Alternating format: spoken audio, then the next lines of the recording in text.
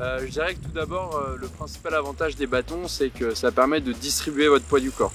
Quand on a un sac à dos pendant plusieurs heures, on apprécie avoir un appui à l'avant. Ça économise aussi nos articulations, les genoux en particulier. Un autre avantage des bâtons, évidemment, c'est qu'on passe d'une activité pédestre à une activité où on utilise tous les membres du corps. Donc on travaille les bras, le haut du corps, les abdominaux de façon plus intense. Donc au niveau fit, c'est quand même très bien d'utiliser les bâtons. Les bâtons sont aussi super intéressants pour la proprioception. Donc le fait d'avoir 4 appuis en descente, c'est un vrai plus pour la stabilité. Et notamment en terrain technique ou un peu instable, ça permet de tâter le terrain. Donc on appuie, voir si c'est stable et ça nous donne une idée de ce qu'il y a devant nous. Il existe différents types de bâtons selon sa pratique et les besoins de chacun. Donc par exemple ici on a un bâton en 2 brins ou voire même un bâton en 3 brins qui permet de prendre encore moins de place dans le sac. On peut prendre même des bâtons pliables comme ceci. Donc ceux-là sont en aluminium, ceux-là sont en carbone. Par rapport à l'importance qu'on donne au poids, on peut choisir l'un plus que l'autre.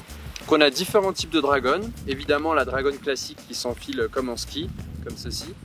Et chez TSL on a la particularité d'avoir une dragon magnétique, donc qui permet de se clipser vraiment toute seule comme ça et de se déclipser très facilement. Ce qui est évidemment très pratique par exemple lorsqu'on veut s'appuyer sur un rocher dans un passage technique. Au niveau des poignets, on a aussi la poignée cross, donc la mousse descend plus bas. Ce qui permet par exemple dans les dévers de baisser sa main en amont ou tout simplement de pouvoir moduler son point d'appui suivant ses besoins rapidement. Chez TSL on a des pointes en tungstène qui est donc un métal hautement résistant. Ensuite au niveau des rondelles on en trouve plusieurs types. Donc déjà on voit ce système de pivotage qui permet donc à la rondelle de s'adapter au terrain. Et suivant la saison on peut y mettre une rondelle plus petite comme celle-ci ou plus large pour la neige par exemple.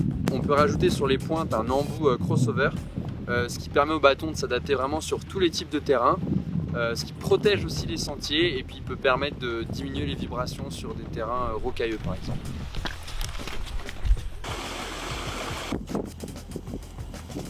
Et l'avantage c'est moi qui fais beaucoup de vol rando, et ben, je peux remettre les bâtons dans le sac à la descente, donc avec des pliables, c'est vraiment super.